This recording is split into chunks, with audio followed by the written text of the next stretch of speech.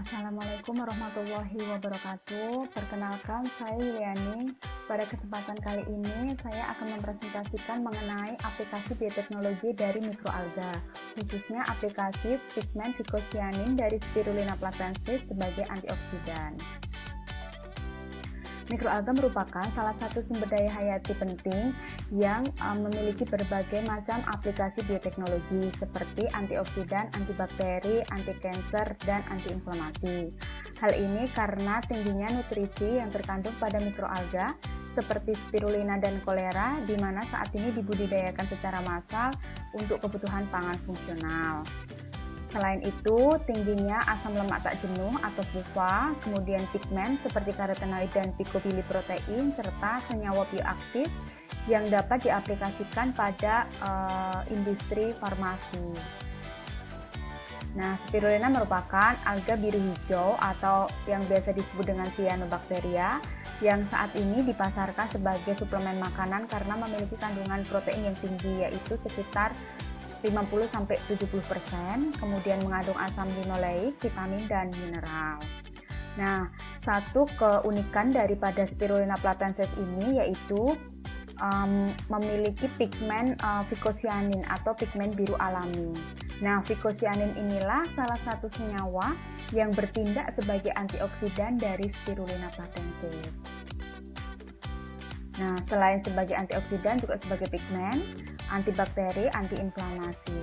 Seperti ini gambar dari vicocyanin. Kemudian, nah untuk mendapatkan vicocyanin kita perlu lakukan ekstraksi dari Spirulina platensis. Nah, ekstraksi ini kita gunakan pelarut sulfur fosfat, ya kan, pelarut sulfur fosfat. Kemudian nanti kita lakukan sentrifuge. Setelah kita ekstraksi, kita lakukan sentrifuge untuk memisahkan filtrat dan supernatannya. Seperti ini hasil supernatannya.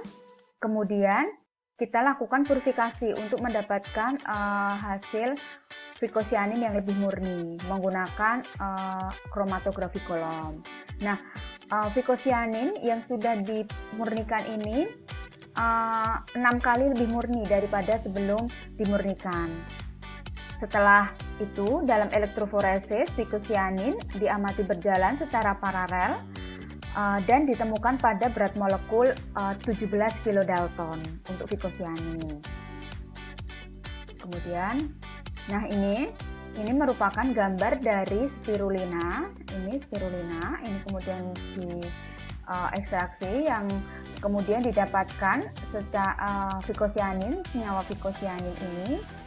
Setelah pemurnian, vicocyanin dari spirulina ini dapat menghambat aktivitas reaktif oksigen spesies. Nah, reaktif oksigen spesies ini meliputi hidrogen peroksida, kemudian radikal hidroksil, dan radikal anion superoksida. Nah, berikut merupakan data terkait penghambatan untuk radikal anion superoksida spirulina itu sebesar 70% penghambatannya. Aktivitas penghambatan spirulina itu 70%. Kemudian aktivitas penghambatan spirulina terhadap hidrogen peroksida yaitu lebih dari 90%. Sehingga vicocyanin merupakan antioksidan yang sangat baik karena dapat menghambat radikal superoksida dan radikal hidrogen peroksida. Kemudian secara efisien bekerja dengan baik untuk menghasilkan energi dengan alfa tokoferol meningkatkan perlindungan terhadap oksidasi. Selain itu, potensi antioksidan vicocyanin telah terbukti 16 kali lebih efisien daripada trolok atau vitamin E dan 20 kali lebih efektif daripada vitamin C berdasarkan efek perlindungan terhadap eritrosit manusia terhadap lisis yang disebabkan oleh radikal peroksida.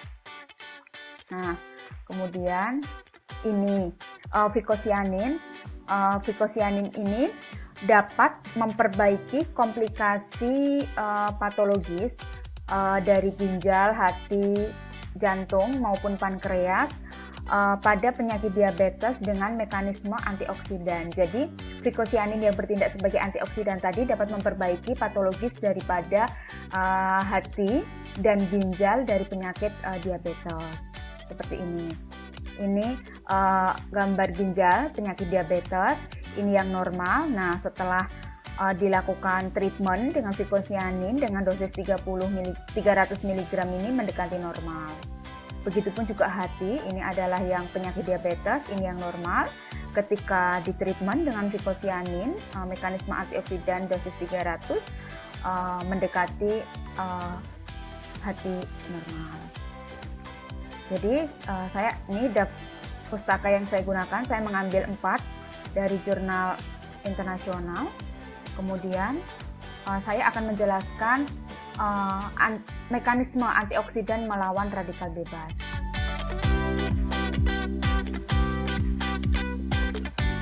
Nah, ini merupakan jaringan sel yang sehat.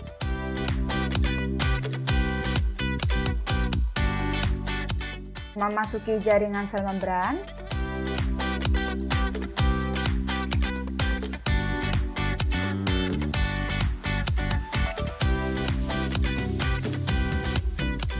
Nah, selama oksidasi, elektron ini dapat terlepas, sehingga bersifat sangat reaktif terhadap radikal bebas. Radikal bebas merupakan spesies yang sangat reaktif mengandung elektron yang tidak berpasangan. Jadi elektron yang tidak berpasangan ini nanti akan menjadi radikal bebas. Nah, penyebab oksidasi ini adalah diet yang salah, kemudian polusi, radiasi, dan lain sebagainya. Jadi penyakit yang ditimbulkan adalah kanker, penyakit jantung, radang sendi, autoimun, dan lain sebagainya.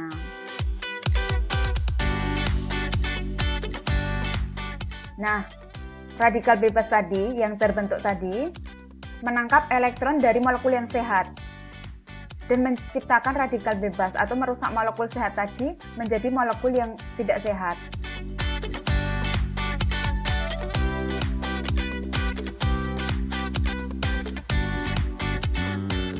Nah, proses ini akan berjalan terus-menerus untuk menghasilkan radikal bebas. Sehingga dapat mempengaruhi kerusakan sel dalam tubuh karena oksidatif.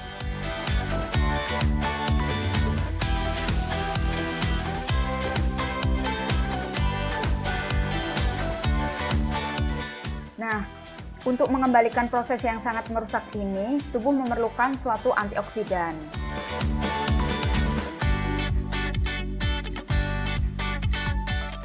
Nah, antioksidan yang penting adalah asetil ini, kemudian kurkumin, vitamin C, vitamin E, zinc, dan lain sebagainya.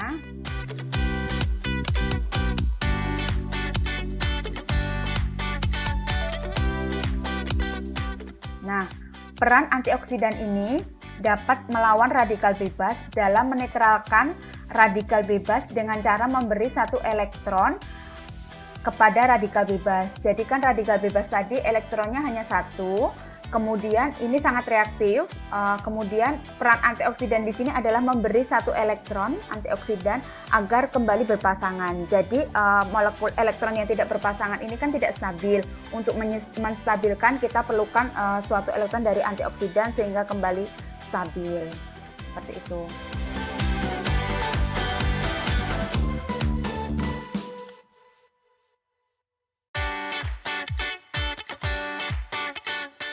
Nah, molekul antioksidan dapat memasok radikal bebas dengan elektron. Jadi antioksidan akan terus memasok elektron untuk memperbaiki radikal bebas tadi.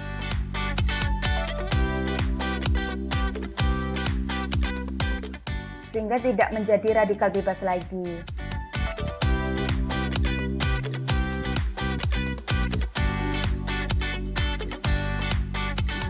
Seperti ini.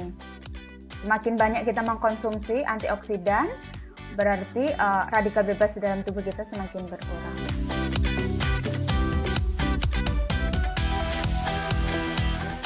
Nah, mengurangi potensi kanker, penyakit jantung, dan penyakit autoimun, serta penyakit penuaan.